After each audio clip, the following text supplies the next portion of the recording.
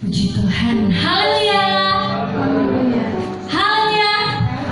Puji Tuhan, hari ini kita bersyukur kita ada sebagaimana kita ada semua karena anugerah Tuhan dan kebaikan Tuhan. Mari kita siapkan hati kita dan pikiran kita untuk lebih dalam lagi masuk dalam pujian dan penyembahan. Mari sebelum itu kita tundukkan kepala kita bersama-sama berdoa. Terima kasih Tuhan Yesus. Pada pagi hari ini Tuhan, kami bersama-sama beribadah termaksudnya Tuhan. Semua berkat Tuhan karena kebenaran Tuhan dan kebaikan Tuhan kepada kami ya Bapa. Pujilah nama-Mu ya Tuhan. Sebelum kami Tuhan beribadah Tuhan, kami merenungkan hati untuk menolong Tuhan sucikan dan kuduskan hati kami ya Bapa, supaya kami layak ya Tuhan di hadapan-Mu ya Bapa. Tuhan juga tolong juga jemaat-Mu yang dalam perjalanan ke sini ya Tuhan, untuk bisa duduk sama-sama beribadah sampaikan ke tempat ini Tuhan.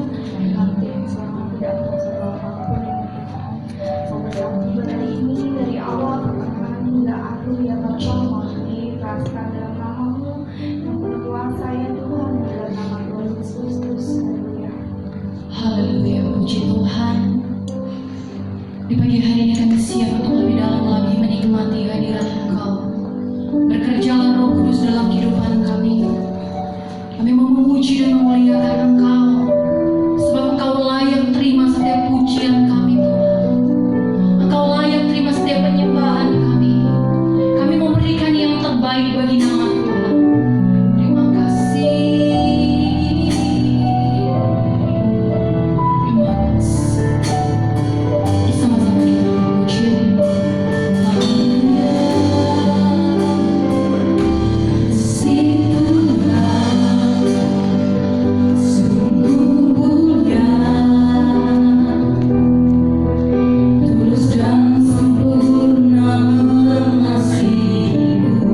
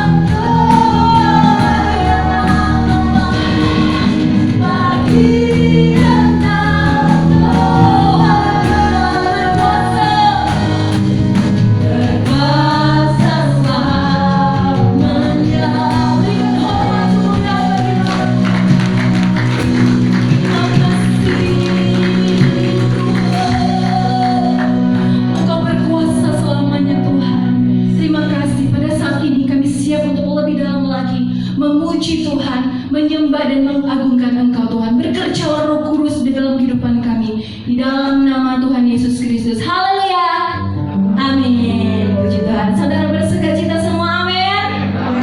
Kita bersyukur hari ini kita memperingati kemerdekaan Indonesia 1 tahun 1 kali. Tapi kita setiap hari memperingati bahwa kita sudah dimerdekakan oleh Tuhan, amin. Kenapa? Karena kita punya Tuhan yang luar biasa dan Tuhan yang besar. Kita langsung cek ini. Mari kita sapa saudara kita yang ada di samping kiri kanan depan kita katakan Tuhan Yesus memberkati. Puji Tuhan.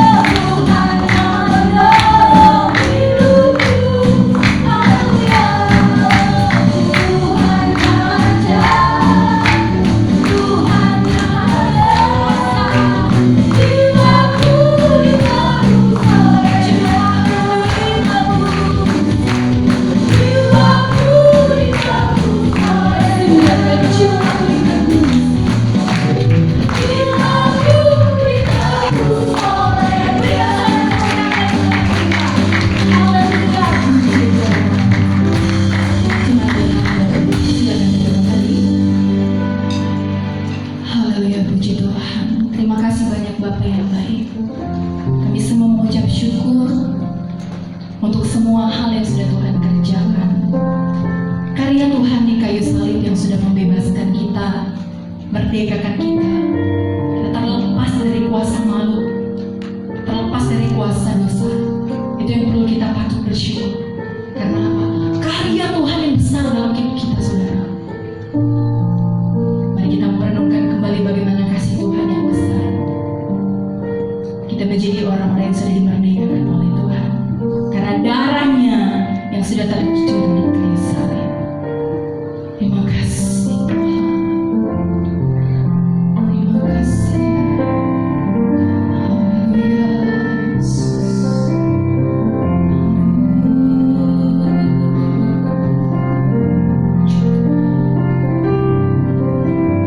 Kasih yang terindah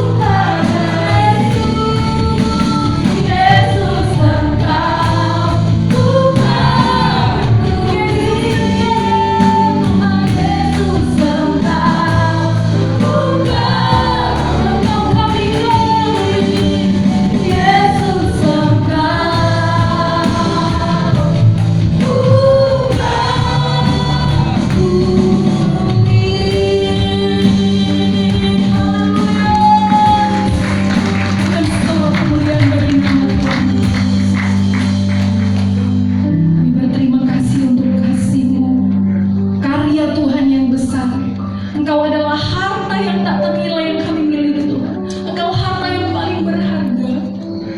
Ucapan syukur kami akan sangat terbatas yang dilewatkan dengan kata-kata kami Tuhan. Tapi inilah hati kami mau bersyukur untuk semua yang sudah Tuhan kerjakan.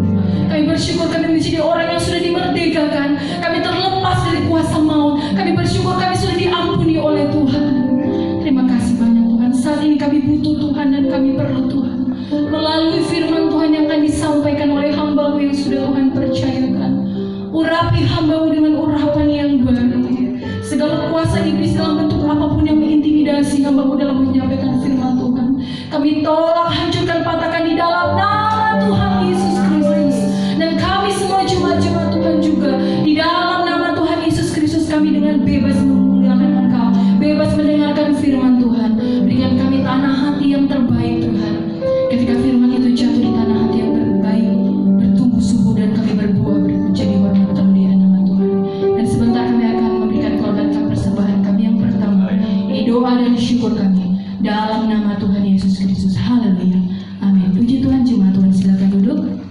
Persembahan pertama dijalankan, dan untuk seluruh anak-anak sekolah minggu boleh untuk maju ke depan. Kita akan berikan persembahan pujian.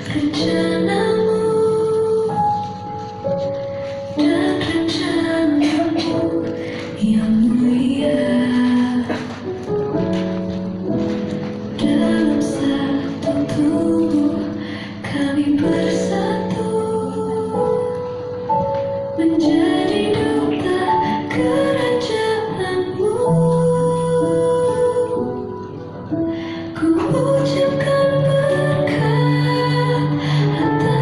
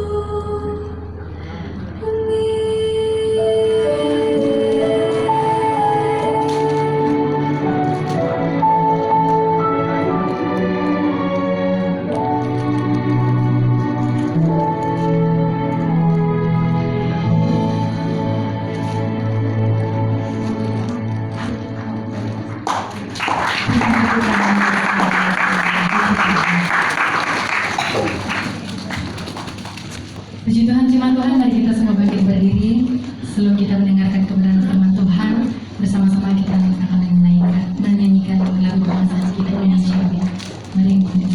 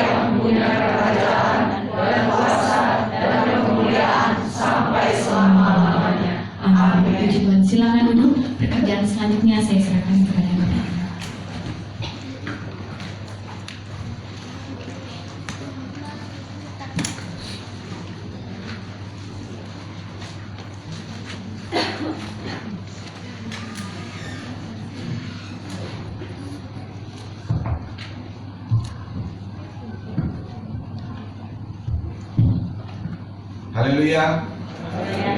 Kalau kita biasanya GPD itu ada slogan Haleluya, Haleluya 3 kali. Jadi kita slogan Haleluya 3 kali, baru merdekanya juga 3 kali. Oke, bisa ya? Mari bangkit berdiri. Haleluya berapa kali? 3 kali. Merdeka berapa kali? 3 kali. Itu kan ketiga. 1, 2, 3. Haleluya, haleluya, haleluya. Merdeka, merdeka, merdeka. Tepuk tangan dulu buat sorry. Saudara tetap tinggal berdiri, mari kita langsung baca firman Tuhan. Galatia pasal yang kelima, ayat 1 kita akan baca. Galatia pasal 5, ayat yang pertama sampai ayat yang kelima saja kita baca bergantian ya. Buka Alkitab kita masing-masing karena seperti saya katakan saudara, untuk pertama saudara tidak dapat layanan dari multimedia.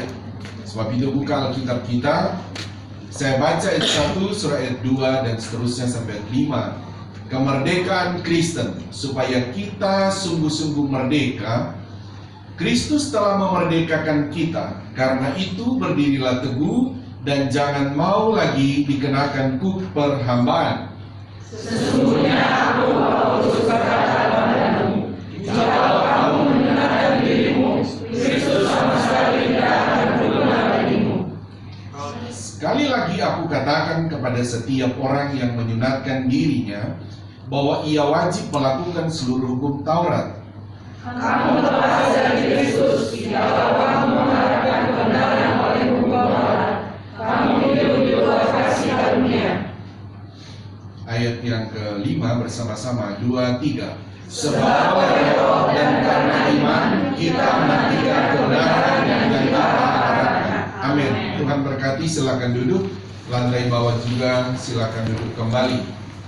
Ya saudara, berkaitan kita saudara sedang memperingati Hari Kemerdekaan Republik Indonesia ke persis 80 ya. Ya, ke 80 tahun. Saudara, saya juga mengambil tema di sini, saudara, seperti yang ada di topik ini, saudara, kemerdekaan Kristen. Nah, saudara, Paulus, saudara, memberikan satu gambaran kemerdekaan Kristen. Ini berbeda dengan kemerdekaan Indonesia, ya, saudara. Kemerdekaan di sini, saudara, di mana kita tahu kemerdekaan itu adalah betul-betul dia bebas. Itu kalau disingkat satu kata saja, merdeka itu ya bebas, gitu aja. Nah, dalam hal ini, saudara, di mana orang Kristen yang ada di Galatia, mereka itu, saudara, ketika telah percaya Yesus, ini ada orang-orang Yahudi juga yang percaya Yesus. Jadi orang yang percaya Yesus itu pertama kan itu adalah orang-orang Yahudi, orang-orang Yahudi, baru berkembang keluar ke orang Yunani, ya, di luar orang Yahudi. Nah, ketika khususnya orang-orang yang ada di Galatia, saudara, mereka bukan berdarah Yahudi, mereka juga bukan berlatar belakang agama Yahudi. Tetapi saudara, ada orang Kristen yang berlatar belakang agama Yahudi, berdarah Yahudi. Itu ketika mereka datang ke Galatia, mereka berkata kepada orang-orang yang ada di Galatia, bahwa kamu kalau sungguh-sungguh merdeka, di dalam konteks ini adalah sungguh-sungguh selamat, mau benar-benar selamat, kamu itu wajib disunat lagi. Seperti kami, ini kata orang Yahudi Kristen ya, seperti kami orang Yahudi itu disunat.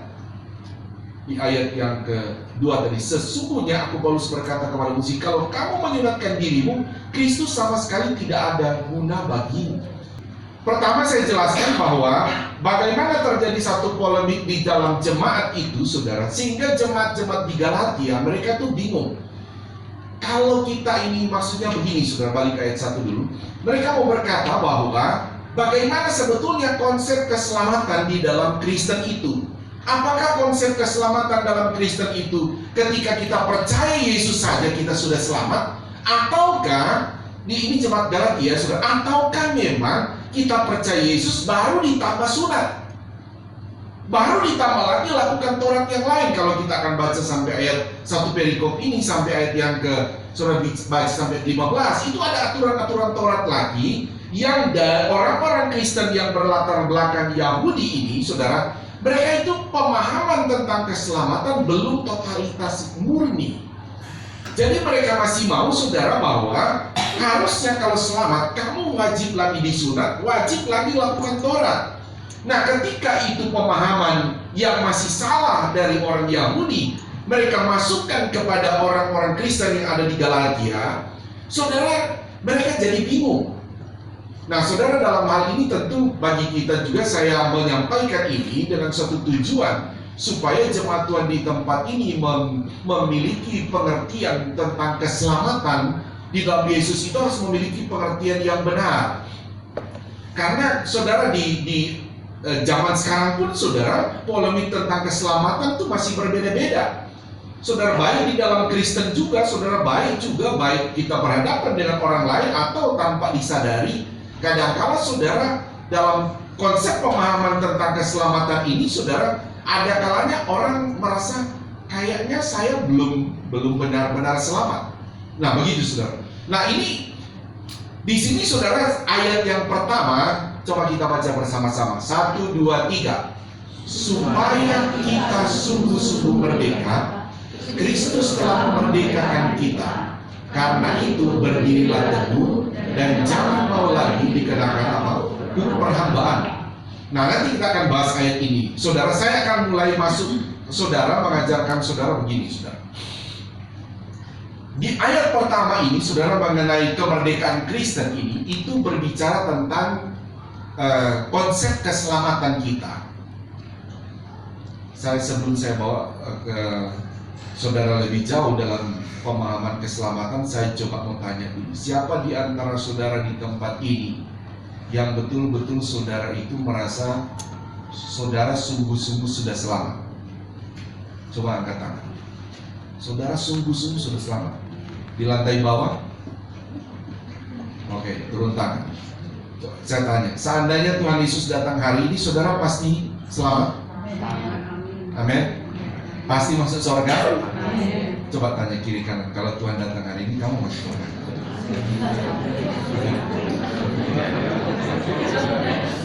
Nah, oke, terima kasih ya.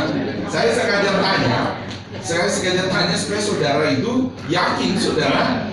Karena begini, saudara, karena kalau saudara lihat ayat ini, kenapa kita harus yakin dengan iman kita itu selamat adalah sungguh-sungguh sudah selamat? Karena yang menyelamatkan kita siapa di sini?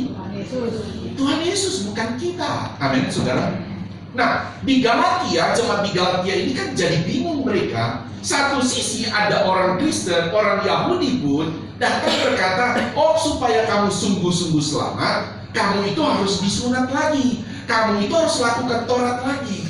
Sehingga orang Galatia ini jadi bimbang, yang benar yang mana? Nah begitu. Nah, oke, saudara, saya akan membahas begini, saudara. 3 maksud saja kemerdekaan dalam Kristen. Yang pertama dari ayat ini adalah, yang pertama, maksud kemerdekaan atau keselamatan. Kemerdekaan di sini mengenai keselamatan ya, saudara. Cuma Paulus menganalogikan merdeka itu selamat karena kan begitu mudah di abad pertama untuk membuat mereka mengerti. Karena di abad pertama orang Yahudi itu kan dan sekitar Israel itu semua dikuasai atau dalam jajahan Romawi. Sehingga konsep inilah yang digunakan oleh Rasul Paulus untuk memudahkan mereka. Coba sekarang, kalian sekarang adalah orang tidak merdeka karena dalam jajahan Romawi ya. Tentu saudara diperbudak oleh Romawi pada waktu itu. Tapi kalau kita begitu juga konsep ketika orang itu ada di luar Yesus, tentu berarti dia ada di dalam perhambaan dosa. Jadi dia bukan orang merdeka dalam status dosa. Nah, tapi kalau engkau percaya Yesus, engkau berstatus itu adalah orang yang tidak dibawa perhambaan dosa. Karena apa? Karena Kristus telah mengalahkan dosa di atas kayu salib. Jadi kamu itu telah berstatus orang merdeka atau sungguh-sungguh selamat. Nah, ini pertama kita akan bahas, saudara. Maksud dari kemerdekaan dalam Kristen dikatakan di sini adalah kamu itu atau kita itu sungguh-sungguh selamat.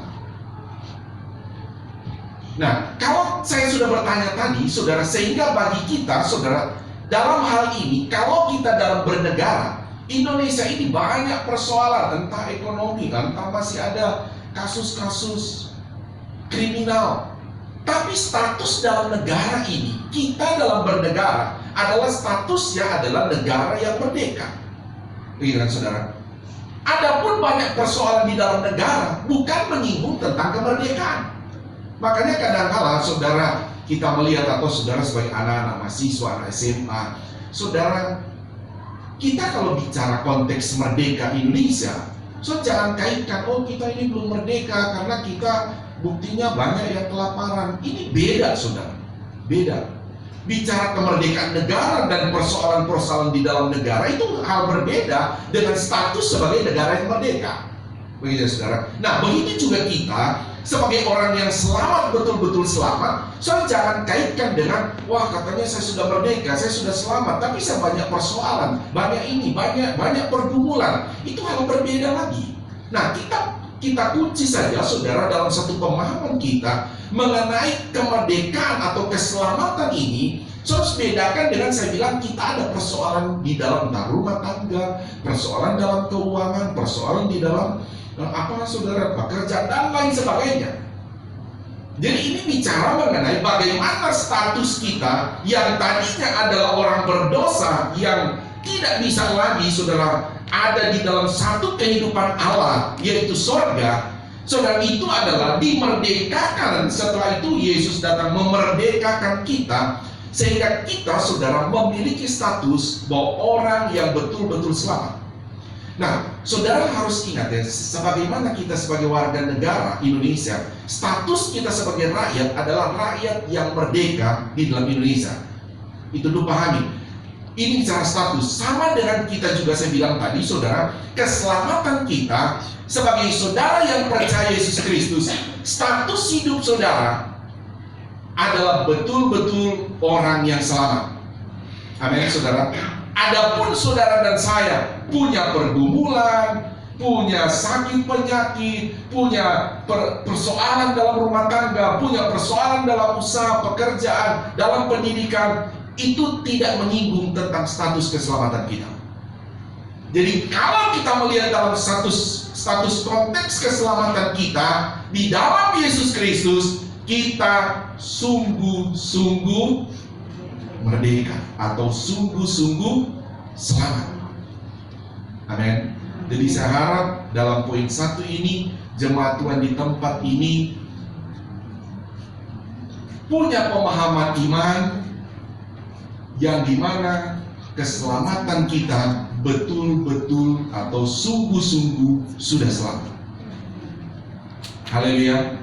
Sehingga saya bilang tadi, kalau Yesus Kristus Tuhan kita hari ini datang, saya yakin semua kita terangkat masuk surga. Amin. Amin. Kalau gitu beri salam dulu kiri kanan, bilang kita sungguh-sungguh selamat. Amin. Kita sungguh-sungguh selamat. Oke ya saudara, sehingga saya merindukan supaya jemaat di tempat ini tidak lagi ada hitung-hitungan. Kalau Tuhan Yesus datang hari ini, saya selamat enggak, selamat enggak ada begitu. Pokoknya kalau orang tanya, bagaimana kalau Tuhan datang hari ini? Kita pasti selamat. Amin. Nah, saya akan bawa saudara begini. Coba saya ambil ayat pendukung dulu, saudara, di dalam Yohanes 8 ayat 36. Coba minta dulu Yohanes 8 ayat 36. Mari baca bersama-sama. Jadi sebelum saya jelaskan ini, sama dengan ayat ini, atau baca dulu. 1, 2, 3. Jadi apabila anak itu memerdekakan kamu, kamu pun benar-benar apa? Merdeka. Jadi merdeka sini dipahami dengan keselamatan. Coba baca memerdekakan ganti dengan keselamatan, dan juga merdeka dengan keselamatan. Jadi begitu. Jadi apabila anak itu menyelamatkan kamu, kamu pun benar-benar selamat. Oke, baca 1, 2, 3. Jadi apabila anak itu menyelamatkan kamu, kamu pun benar-benar apa? Selamat. Haleluya, saudara. Nah, dalam konteks ini kalau sudah lihat, kenapa kita beriman kita ini benar-benar merdeka atau benar-benar selamat? Karena kalau kita lihat dari dari Galatia 5 sampai kita lihat lagi dalam Yohanes 8 ini, karena tindakan yang menyelamatkan kita adalah Tuhan. Amin, saudara. Bukan kita yang bertindak untuk selamat, tapi Tuhan yang bertindak menyelamatkan kita.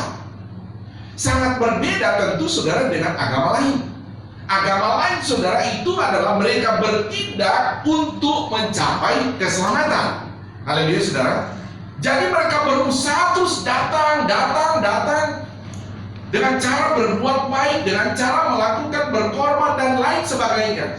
Tapi mau sampai kapanpun cara itu, mereka tidak akan pernah mencapai keselamatan itu. Karena keselamatan coba dicapai dari manusia dengan cara berbuat baik dan sebagainya. Tapi kalau kita sebagai orang Kristen sangat berbeda. Bukan kita yang mencapai Tuhan supaya selamat, tetapi Tuhan yang mencapai kita. Amin. Bukan kita yang datang kepada Tuhan supaya kita selamat, tapi Tuhan yang datang pada kita sehingga kita selamat. Sehingga dikatakan, jadi apabila anak itu, jadi Yesus ya saudara, menyelamatkan kita, dan kita percaya kita sudah diselamatkan oleh Tuhan. berarti kita pun benar-benar selamat. Ayat ini berkata, satu ayat lagi, Efesus 2 ayat 8 dan 9. Efesus 2 ayat 8 dan 9 kita baca bersama-sama. 1, 2, 3. Sebab karena kasih karunia kamu diselamatkan oleh iman. Itu bukan hasil usahamu, tapi apa? Pemberian Allah. Haleluya, saudara. Makanya kita ini kalau selamat, saudara, pertama kita pahami sungguh-sungguh selamat. Adapun kalau kita sudah memahami kita ini sungguh-sungguh sudah selamat, karena kita juga beriman kepada Yesus. Memang syaratnya kalau sungguh-sungguh selamat harus beriman kepada Yesus. Selalu saya ada slogan sering bilang apa, saudara? Kalau di dalam Yesus itu sekali Yesus tetap Yesus. Di luar Yesus tidak ada keselamatan. Di luar Yesus. Makanya sering saya bilang, saudara, kita ini karena kita sudah selamat, kita harus menginjil, memberitahu maksudnya bahwa keselamatan memang hanya ada di dalam Yesus. Kami ada warga jalan pagi bersama ya di Georgia. Tapi saya sudah lihat ini banyak orang ini. Tapi saya juga sudah bilang, Tuhan, ketemukan saya dengan orang, saya harus injili juga. Harus saya injili, Tuhan, sudah berjalan. Saya lihat, mana cara masuknya begini. Ngobrol, cari orang. Nah, belum dapat juga ini. Kalau ada yang datang juga, ya puji Tuhan. Tapi ternyata dia sudah orang Kristen. Tapi kan kita ada di sini menjaga domba yang hilang, domba yang sesat, domba yang belum bergembala, kan begitu saudara. Ternyata dia belum bergembala. Puji Tuhan, sesuai dengan misi kita, begitu. Dia belum lama pindah, ternyata tinggal di Georgia. Herannya dia begini. Oh, dia bilang, Pak, kerja apa? Saya bilang, saya pendeta. Saya kemarin sidang. Dia bilang begini, oh Bapak yang namanya Pak Yanje. Kok kamu kenal saya? Iya, soalnya jemaat Bapak yang udah bersaksi sama saya datang ibadah di Bapak. Oh, ada ternyata yang tokoh listrik.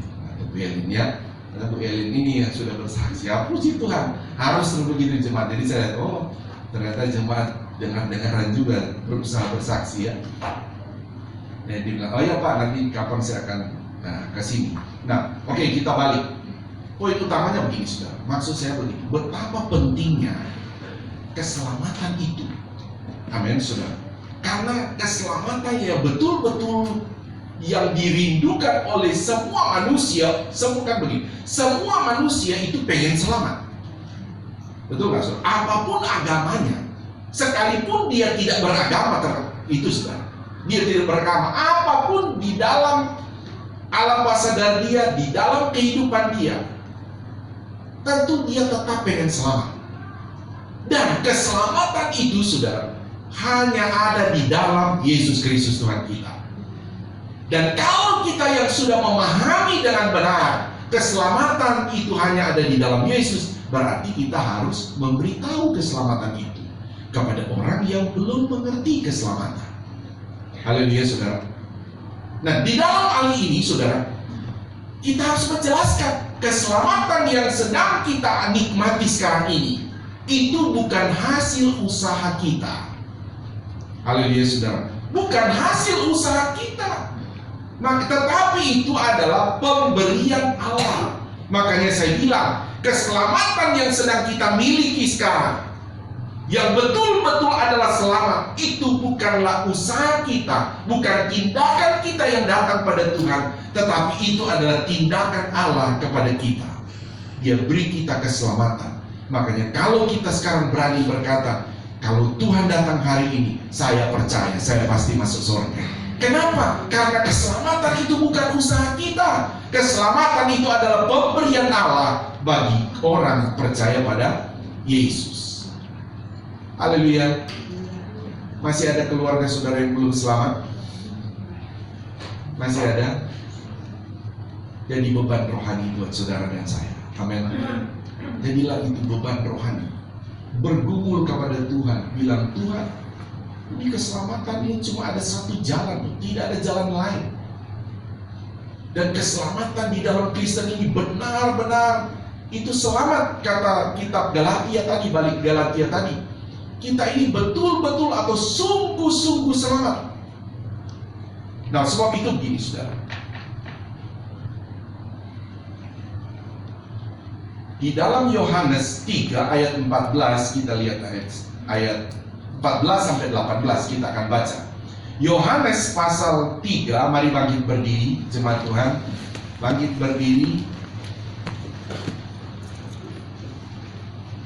Ayat 14, nah, bergantian sampai 18. Dan sama seperti Musa meninggikan ular di padang gurun, demikian juga anak manusia harus ditinggikan, supaya setiap orang yang percaya padanya memperoleh hidup yang kekal. Karena begitu besar kasih Allah akan dunia ini, sehingga Ia telah mengaruniakan anaknya yang tunggal, supaya setiap orang yang percaya kepadanya, kepada Yesus, tidak binasa, melainkan beroleh hidup yang kekal. Sebab Allah mengutus anaknya ke dalam dunia, bukan untuk menghakimi dunia, melainkan untuk menyelamatkannya dari dia. Barang siapa percaya kepadanya, ia tidak akan dihukum. Barang siapa tidak percaya, ia telah berada di bawah hukuman, sebab ia tidak percaya dalam anak tunggal Allah. Oke, sampai di situ. Silakan duduk kembali. Saya jelaskan mulai kembali ke ayat 14. Perhatikan di sana, saudara, betapa kita betul-betul, saudara, memahami konsep keselamatan ini harus fokus pada Yesus. Karena di luar Yesus tidak ada. Saudara, dikatakan begini, dan sama seperti Musa meninggikan ular di padang gurun, demikian juga anak manusia harus ditinggikan. Nah, saudara ingat ya, pada waktu orang Israel keluar dari tanah Mesir, ketika ada di padang gurun, terus ular-ular tedung itu patok orang Israel, dan banyak yang mati. Baru Musa berkata, Tuhan, banyak orang Israel ini mati. Apa yang harus dilakukan? Tuhan bilang, ambil ular tembaga, bikin ular tembaga, dirikan satu tiang, gantung di sana. Dan siapa yang melihat ular itu, siapa yang melihat, bukan menyembah, siapa yang melihat, dia itu tidak akan mati, sekalipun dipatok oleh ular. Nah, ini bicara, saudara, mengenai nubuatan tentang Yesus Kristus di atas tiang, digantung, saudara, menanggung dosa. Ular melambangkan dosa, kan? Sehingga siapa yang melihat, siapa yang percaya kepada Yesus, dosa itu tidak membuat dia mati. Itu maksudnya. Dia tidak membuat dia itu masuk neraka. Ayat 15. Setiap orang yang percaya kepadanya beroleh apa, saudara? Hidup yang kekal. Jadi siapa yang melihat atau percaya kepada Yesus, dia tidak hidup kekal di neraka, tetapi dia hidup kekal di surga. Ayat 16.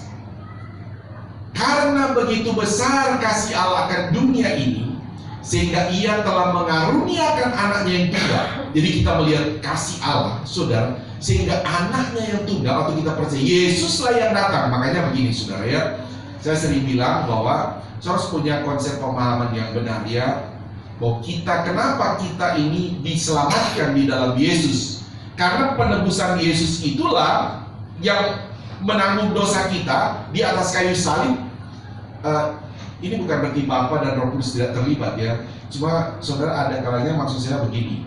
Ada kalanya orang terima kasih, berdoa, terima kasih Bapa di sorga, Engkau sudah disalib bagi kami. Ada juga terima kasih Roh Kudus, Engkau sudah disalib bagi kami. Nah, maksudnya itu hal yang salah ya saudara. Salah, karena Bapa tidak pernah disalib, Roh Kudus tidak pernah disalib. Yang disalib adalah Yesus ya. Nah, makanya karena begitu besar kasih Allah, jadi tetap ketiga pribadi ini terlibat dalam konteks penyelamatan manusia. Nah, tapi yang disalib itu adalah Yesus. Makanya wajib, saudara, orang kalau begini, mereka tidak percaya Yesus itu adalah Tuhan, dia cuma percaya Bapa itu Tuhan, saudara, itu pun tidak akan selamat. Tapi nanti saya akan jelaskan di lain kali itu ya. Poin saya mau sampaikan di sini, wajib percaya Yesus itu Tuhan. Amin, saudara. Wajib percaya, itu syarat engkau harus selamat. Makanya kalau saudara juga bersaksi, memang harus bawa ke sana. Dia harus percaya Yesus itu Tuhan. Kalau tidak percaya tidak bakal selamat. Dan khususnya dalam kesempatan ini baik ke orang tua dan saudara anak-anak remaja nanti kalau sudah selesai kuliah, Alkitab yang bilang kalau cari pasangan hidup harus seiman. Ini bukan menyangkut saudara, menyangkut rasis, bukan saudara, tapi ini menyangkut keselamatan, kehidupan kekal. Amin saudara. Ini menyangkut kehidupan kekal. Jadi kalau saudara sudah selesai kuliah, saudara mau cari pacar, saudara cari yang seiman, kata firman Allah. Itu bukan saya yang bilang, firman Tuhan yang bilang.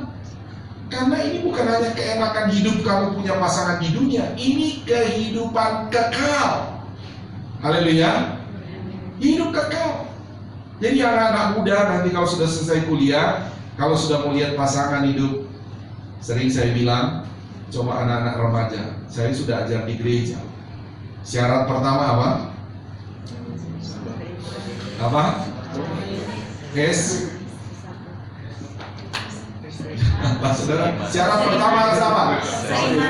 Bukan, L dulu. Lawan jenis. Amin. Ya itu dulu pertama. Tapi ketika sudah ini lawan jenis. Tapi syarat kedua apa? Seiman.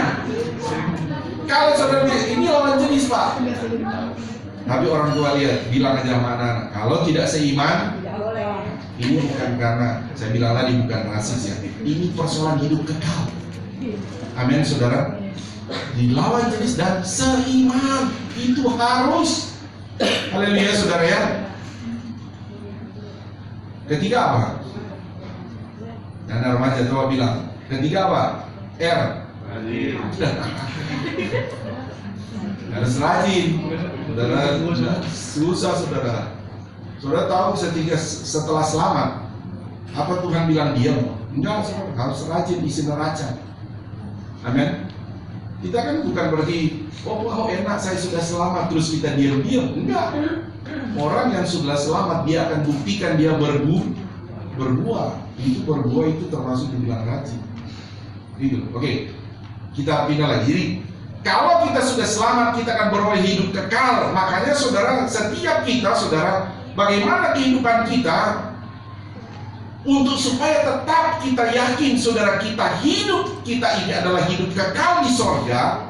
Apakah sekarang nanti sampai Tuhan Yesus datang kita akan tinggal di sorga yang kekal? Tentu kita punya iman adalah sekali Yesus tetap Yesus. Makanya saudara yang selamat Tuhan di dalam hidup ini, apapun saudara, saya bilang tadi, sekali Yesus tetap Yesus. Saudara jangan kait-kaitkan dengan persoalan kita. Jangan kait-kaitkan dengan kita punya masalah keuangan, punya kesehatan. Saudara, masalah keuangan kita, apapun yang kita gumulkan, itu tidak menentukan kita hidup kekal. Yang menentukan hidup kekal kita di sorga hanya beriman kepada Yesus. Jadi kalaupun kita sedang ada pergumulan, entah kesehatan, pergumulan dalam rumah tangga, pergumulan dalam keuangan, Yesus dalam iman kita tidak boleh lepas. Haleluya saudara. Karena hanya percaya dalam Yesus, kita itu benar-benar merdeka dan tinggal di sorga yang kekal. Ayat yang ke-17. Baca 1, 2, 3. Sebab Allah mengutus anaknya ke dalam dunia bukan untuk menghakimi dunia, melainkan untuk menyelamatkannya oleh Dia. Makanya saya bilang tadi, kenapa kita harus menginjil? Sekarang saudara, konsep keselamatan Yesus Kristus dari 2000 tahun lalu masih sama, belum menghakimi dunia. Masih dengan penuh kasih mau menyelamatkan orang. Haleluya saudara. Masih ada kesempatan orang yang belum selamat supaya dia selamat, benar-benar selamat di dalam Yesus. Nanti kalau Yesus sudah datang kedua kali, itu datang bukan lagi menyelamatkan, tapi datang sebagai hakim. Jadi kalau orang bilang ketika Yesus datang kedua kali, baru dia bilang begini, aduh benar ternyata Tuhannya orang Kristen, saya mau percaya deh Yesus itu Tuhan. Tuhan bilang terlambat. Terlambat.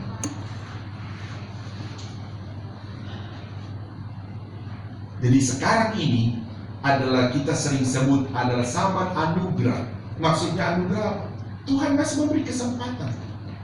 Kamu masih punya kesempatan untuk percaya. Jadi sekali lagi, jadi kalau saya mau tanya dulu, ini sudah bulan Agustus ini. Bulan lalu kayaknya saya nggak tanya, siapa di antara sudah di bulan Juli dan Agustus pernah bersaksi, menceritakan tentang Yesus itu Tuhan roh saya kepada orang belum percaya? Ada nggak saudara? Jangan sampai gawat. Nah ini dia. Lantai bawah ada. Oh puji Tuhan, terima kasih. Ada. Harus ya jemaat Tuhan. Karena kan kita begini, jangan sampai kita ini sudah selamat. Ini kita bicara konteks keselamatan. Setelah itu kan Tuhan perintahkan kita harus memberitakan keselamatan. Lah kita sudah selamat, diam-diam terus, tidak punya tanggung jawab. Saya pernah bilang minimal kita punya kerinduan dulu. Amin saudara. Minimal kita punya kerinduan, sama seperti saya bilang tadi. Saudara, karena memang jiwa saya udah begitu. Saya mau kemana, ke mall saja kadang-kadang nggak ketemu. Tapi saya sudah punya kerinduan. Siapa ya Tuhan bisa ini diceritain? Nah gitu. Saya harap nanti bulan Agustus saudara usahakan, nanti November saya tanya saudara sudah dapat satu, minimal satu, amin. Sudah menceritakan tentang Yesus itu Tuhan. Karena ini adalah anugerah, dia belum datang menghakimi, saudara. Makanya jemaat Tuhan, kita pun sekarang jangan menghakimi orang ya. Belum, atau menceritakan oh Yesus nanti hukum kamu, belum. Pokoknya beritakan ya Yesus, belum. Tentang Yesus ini dia belum sebagai hakim datang ini, dia itu datang sebagai memberi anugerah keselamatan. Nanti dia datang kedua kali sebagai hakim, dia datang, bahkan dia bilang dia bawa pedang pemisah begitu. Ayat 18 terakhir, baca 23. Barang siapa percaya kepadanya, ia tidak akan dihukum. Barang siapa tidak percaya, ia telah berada apa? Di bawah hukuman, sebab ia tidak percaya dalam nama Anak Tunggal Allah. Jadi begini, sebetulnya saudara lihat ya, sesuai ayat ini, orang yang belum percaya Yesus, kata ayat ini, dia sudah ada di mana? Di bawah hukuman. Tinggal Tuhan datang, Pak, masuk di neraka. Dan kalau dia tidak percaya Yesus, dia mati ya masuk neraka. Jadi sebetulnya orang itu begini ya saudara, kamu kalau tidak percaya Yesus nanti kamu dihukum loh. Enggak, kata Alkitab. Sebetulnya dia tidak percaya Yesus itu dia sudah di bawah hukuman. Bukan nanti dia dihukum, kamu tuh sudah dihukum. Nah tentu bagi kita sebagai orang selamat, tidak apa saudara, bukan bersuka cita melihat orang-orang belum selamat, tapi kita harus menjadi orang yang terbeban. Amin saudara, terbeban melihat aduh kamu itu di bawah hukuman, di bawah perhambaan, kamu harus merdeka. Bagaimana supaya kamu merdeka dalam konteks keselamatan? Yaitu percaya Yesus itu Tuhan, Yesus itu juru selamat.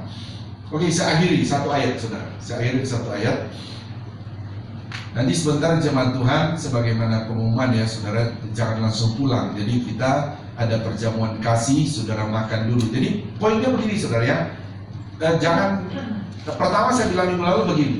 Dulu kalau di dalam Alkitab saudara lihat dalam 1 Korintus pasal 11, jemaat mula-mula itu dan jemaat di Korintus, mereka kalau perjamuan itu dua, perjamuan kudus selalu disertai dengan perjamuan kasih. Itu perjamuan kasih itu makan. Nah, tujuannya apa? Dibuat itu, tujuannya adalah supaya jemaat sebagai keluarga Allah ada fellowship-nya, saling ada interaksi. Nah, saya harap jemaat Tuhan makanya kalau makan, oh iya udah makan, saudara langsung pergi. Atau maksud saya begini, jangan menyendiri. Jadi itu diajarkan Tuhan supaya ada interaksi, komunikasi, ya dikit-dikit lah sebagai sesama jemaat Tuhan. Amin. Jangan saudara makan terus mojok di sendiri, dia makan di sana. Hal itu sebenarnya tidak dapat yang diajarkan maksud Tuhan di dalam perjamuan kasih. Jadi maksudnya sembari perjamuan kasih ada interaksi, sembari ngobrol begitu. Oke ya kita balik lagi. Saya akhiri dengan satu ayat saudara. Di dalam Yohanes pasal yang ke-8,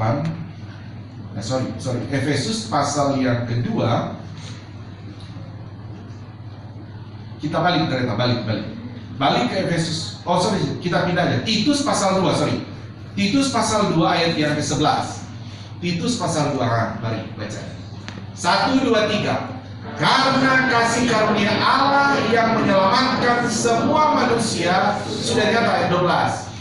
Ia mendidik kita supaya kita meninggalkan kefasikan dan keinginan-keinginan duniawi, dan supaya kita hidup bijaksana, adil, dan beribadah di dalam dunia sekarang ini.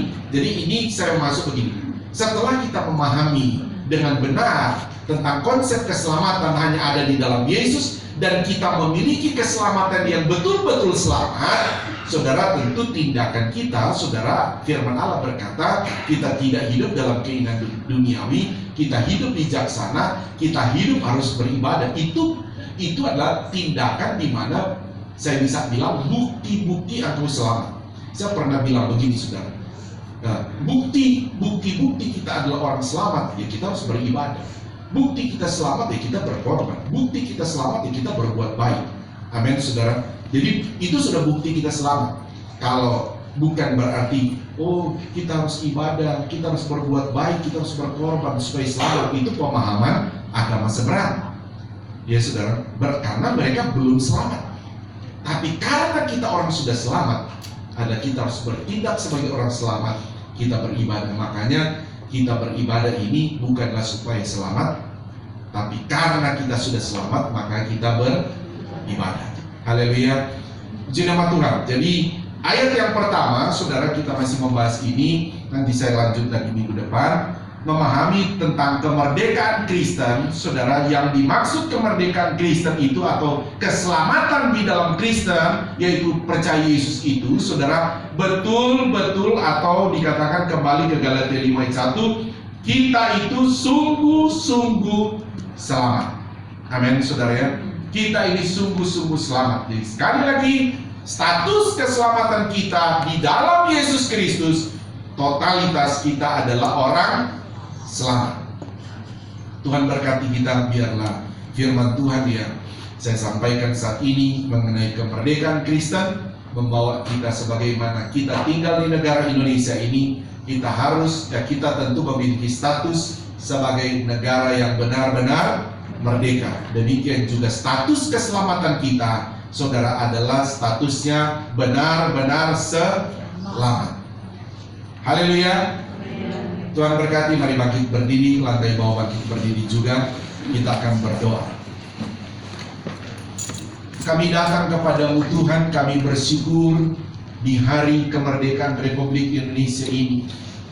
Kami datang kepadamu ya Tuhan, bahwa kami sebagai rakyat Indonesia berterima kasih kepadamu karena kami hidup berstatus dalam kehidupan negara yang benar-benar merdeka.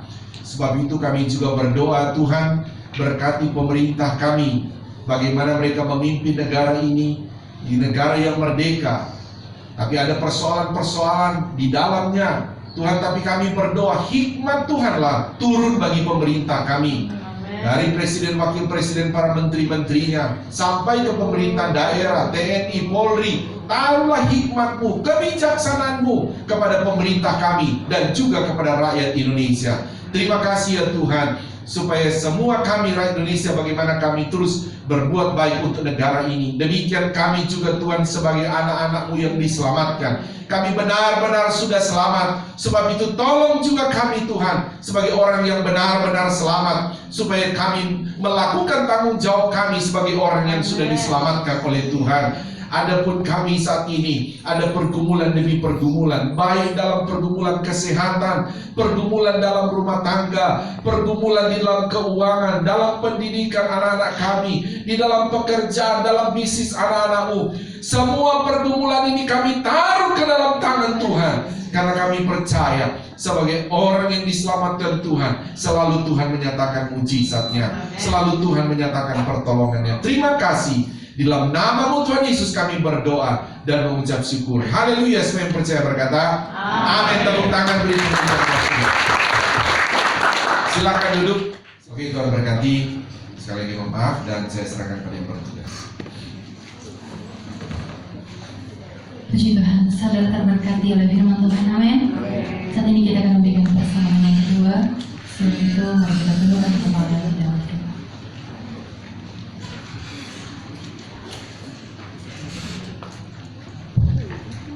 Mari kita berdoa. Terima kasih Tuhan, terima kasih Yesus, terima kasih memberkati Tuhan dan sekarang kami akan memberikan kami persembahan kami yang kedua, memberkati persembahan ini yang lebih mulai yang kami berdoa kepada Tuhan. Terima kasih Tuhan Yesus, kami berdoa dalam nama Tuhan. Amin. Puji Tuhan, persembahan kedua dijalankan, kita mendengarkan persembahan pujian dari Yesus.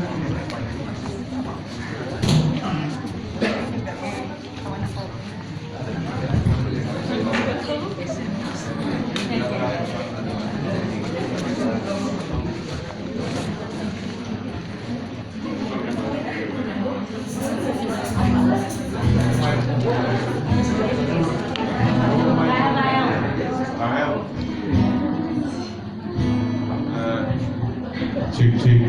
Anak GMB yang ada di bawah boleh tolong naik. Timo. Timo di belakang. Timo.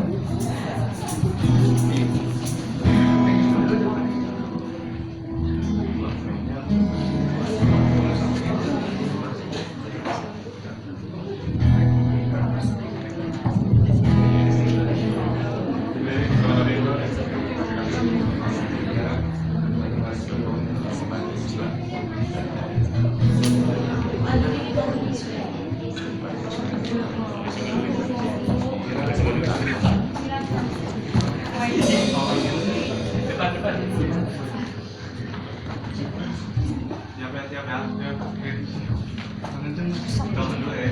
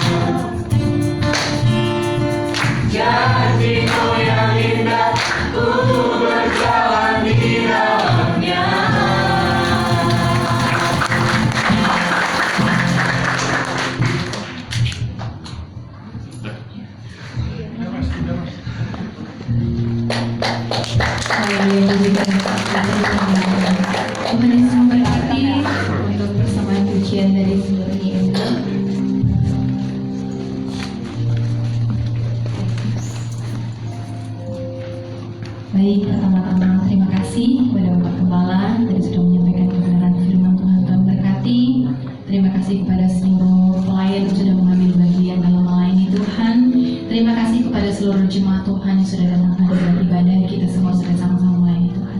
Saat ini kita akan mendengarkan pengumuman yang akan ditampilkan video.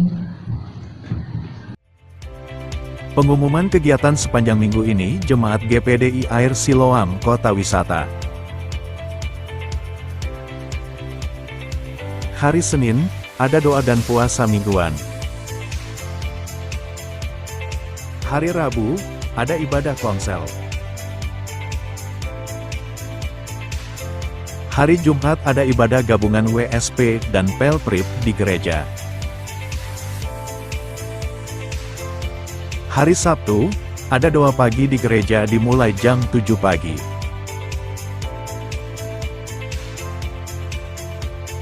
Dan ibadah YMB, dimulai jam 5 sore.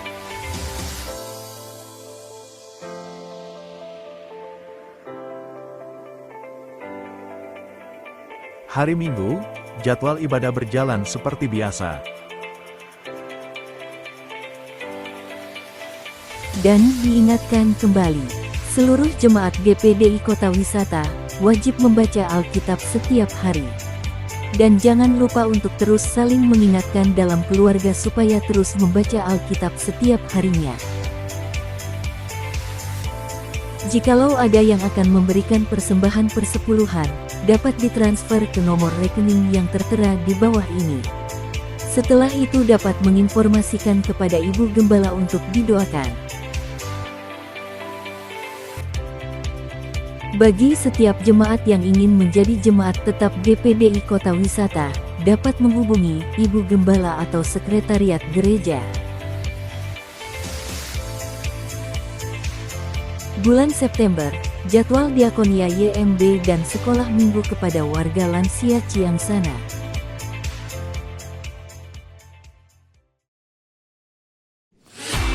Kita mau ngapain? Nah, kita bakal lihat cuplikan video diakonia YMB dan sekolah minggu yang dilaksanakan pada hari Selasa tanggal 12 Agustus nih. Iya, bener banget. Selamat menyaksikan semuanya.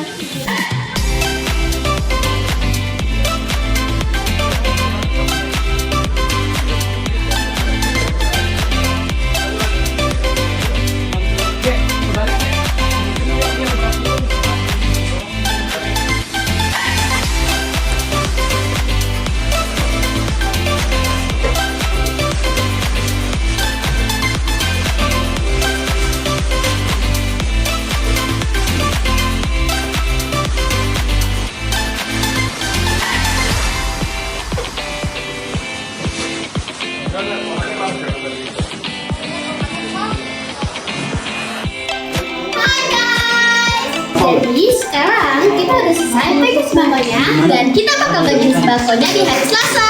Bye!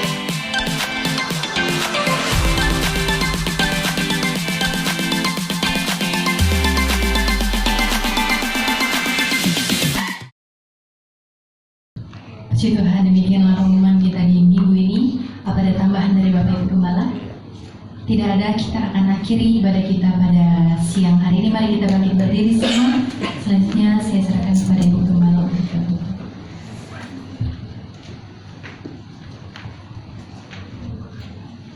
Kita berdoa. Kami bersyukur dan berterima kasih kepadamu Tuhan untuk kasih setiamu yang besar. Kami bersyukur karena Engkau hadir di tengah-tengah ibadah kami, Engkau memberkati kami. Kami percaya Tuhan ada kekuatan yang baru dalam setiap kami untuk kami melangkah menghadapi hari-hari yang akan kami hadapi nanti. Ada kekuatan yang baru daripadamu. Ada firman yang senantiasa mengingatkan kami bahwa kami adalah orang-orang yang sudah dimerdekakan oleh Engkau. Terima kasih Tuhan Yesus, terima kasih Roh Kudus. Kau melihat umat-umat-Mu yang saat ini hadir dengan berbagai pergumulan Tuhan.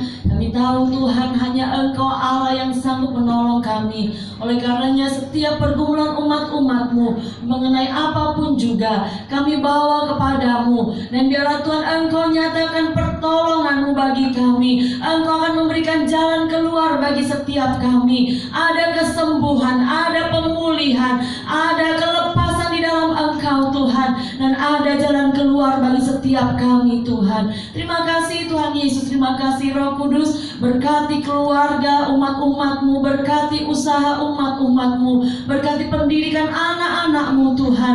Dan biarlah Tuhan dalam setiap aspek kehidupan kami boleh memuliakan Engkau. Terima kasih Tuhan Yesus, terima kasih Roh Kudus. Tetap kami berdoa Tuhan untuk rumah-Mu yang sementara dalam pembangunan. Apapun yang dibutuhkan, kami percaya Engkau Yehova Jireh. Engkau mengadakan segala yang diperlukan, dan kiranya Engkau memberkati umat-umat-Mu Tuhan, sehingga kami boleh menjadi berkat bagi rumah-Mu. Tukang-tukang yang ikut terlibat di dalamnya, seluruh orang yang terlibat dalam pembangunan ini Engkau berkati Tuhan. Dan biarlah Tuhan semuanya berjalan dengan baik sesuai dengan kehendak-Mu.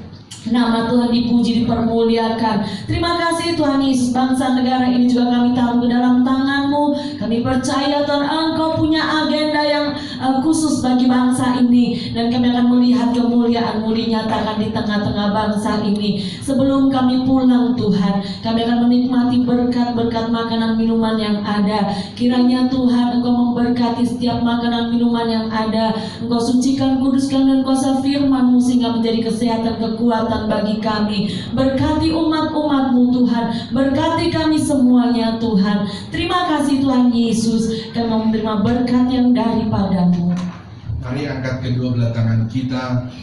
Ini kami anak-anak-Mu ya Bapa di sorga, mengangkat tangan kami kepadamu adalah terus pengakuan iman kami bahwa keselamatan hanya ada di dalam nama Tuhan Yesus Kristus. Engkau juga menjadi sumber segala sumber berkat bagi kami ya Tuhan. Mohon berkati kami semua dengan berkat-berkat rohani yang luar biasa, juga dengan berkat-berkat jasmani secara luar biasa. Saudaraku, terimalah berkat daripada Allah Bapa, cinta kasih sayang daripada Tuhan Yesus Kristus, penghiburan, persekutuan, kuat kuasa, pengurapan-pengurapan baru yang dikerjakan oleh Roh Kudus, mengurapi, memberkati kita semua saat ini sampai Maranatha. Tuhan Yesus Kristus datang kembali menjemput kita semua. Taruh tangan di dada, naikkan pujian.